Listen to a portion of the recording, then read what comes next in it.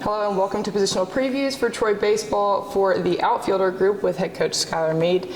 All right, so let's get into this group. This is a mainly returner group. You've got 2 transfers in here, so tell me about this group and kind of how you have those returners in this group, how it's led them this year. Yeah, we certainly do have some experience out there. I mean, I think you got to start in the middle of the field with Steve Meyer, who is an all-conference level player, conference player of the year level player. I mean, look, the guy was 308 homers, 16, 24 bags, I think 25 or more HBPs. He's a dynamic player, dynamic runner, and a really good center fielder. And so getting him back to health and honestly just getting him back to school was pretty awesome enough. But he's been good, especially as he's gotten his sea legs back from being on the health mend. So he's looked really good.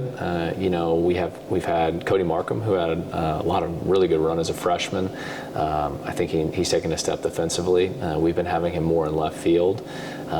We need him to be kind of almost like a Steve Meyer Jr. in terms of like what he does. He can hit the ball 400 feet, but he needs to grind at bats. He needs to be able to, skill game it, and his ability to, thief bags has been a lot better. Gavin Schrader and Dylan Cool are 2 guys who are kind of multi-positional outfielders, left-right guys. Gavin Schrader had his moments last year when he was hot. It was really, really good, and had some times where, and he's going to do the same thing this year, where he's going to really go on these runs where he can impact the ball. I mean, he's 6'4", 222 pounds.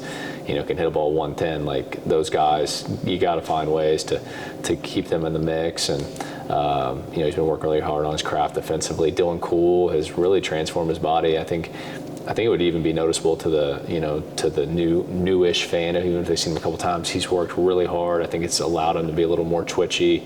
I think it's honestly allowed him to move better in the outfield as well. And he's going to be a guy that's definitely going to have opportunities, just as he and Gavin and Truly, Markham had last year. They were all kind of similar in their amount of plate appearances and starts and stuff like that. Not saying it'll be that way this year, that they will dictate that as players, but they're all going to be guys that we're going to have to count on. And, Drew Nelson's a guy who is now falling into this outfield group more than first base. Obviously, it's difficult to, trump Blake over there. But Drew's been tremendous, been our leading hitter in the preseason, was really good, was a top 3 guy in the fall, hits the ball really hard, he's athletic. He's actually one of our, top 5 fastest runners. Which I think certainly goes to what we talk about pitchers being athletes. I think it's very important for all of us to now realize what great athletes all the pitchers are, you know what I mean? So but he's done well, and he's going to get opportunities as well from separate from what he does on the mound. And then, we're going to have guys, I mentioned him in the infield group, and honestly, Ty McGraw falls in the same category too. But those are going to be guys that are going to have opportunities in the outfield. And it's truly going to obviously be about what their bat does. But they've both shown us the ability to run around. Nico, in fact, he had 3 outfield assists early in the fall, in right field especially. And we trust him and how he moves out there. Even though he's listed 6'2", 240, he moves, very smooth. And obviously, same thing for Ty. We've tried to just find different ways to give these guys more opportunities to showcase their stick. And one guy, say Diaz is a kid who came to us from junior college, has shown some flashes of being able to impact the ball, hit a home run the other day. Need him to, be able to flex around a little bit more, from a defensive perspective.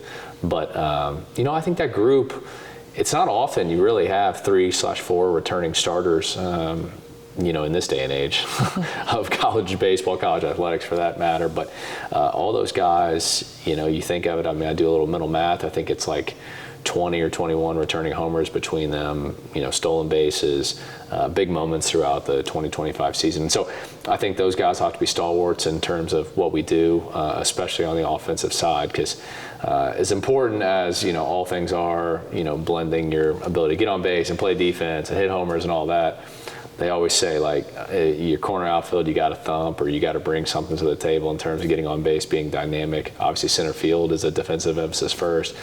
Just like in the infield, the shortstop has to be a little bit more athletic and bring more to the table defensively than maybe a kid who's in there at first base. But I think we have a great blend of guys that can bring multiple things to the table. And so we need to be consistent defensively. We need to just, make the simple play, make the routine play. We're not asking for more than that. We just need to be very simple with the glove and simple with our decision making, because that's going to impact winning and losing in close games, which we inevitably will be in a lot. Yeah, and I want to ask about at the plate. This group seems like a powerful group, as you were mentioning. So where is that going to lie with the team and going throughout the season, relying on these guys for those big hits? Well, I think that, I hope that, I guess, that, I think we're going to hit more home runs this year. Not that that's like a battle cry. Like, I don't care how we score. Nor does Ben. Like, I mean, our offensive deal is finding ways to, you have to be, a chameleon. You got to score a lot of ways.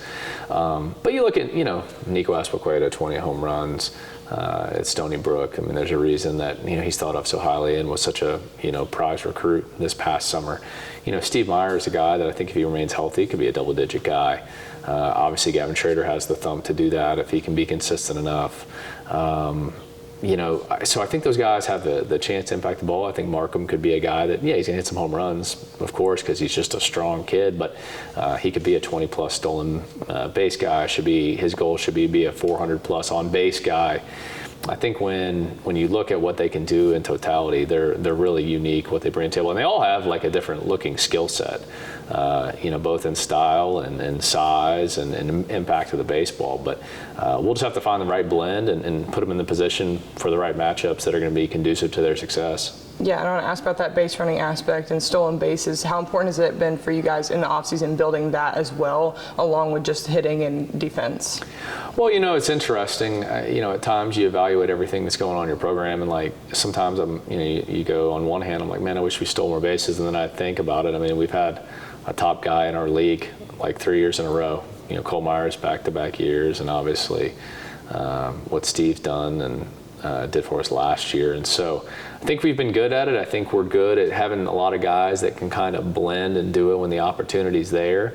I think the unique thing is if Cody can be really good, if Steve can be really good and healthy, those guys could be like dynamic stolen base guys. And so it's unique when you have two of those, and I think there's certainly some other guys on the team that will be able to do it as well. But we'll have to choose our spots, because in the end, we're still not trying to be, maybe Louisville per se. We're not trying to get 170 stolen bases. That's not going to be our recipe for victory all the time. But when it's there, or when teams are ill-equipped or ill-prepared to handle and be in the right time frames, we need to be able to abuse that too.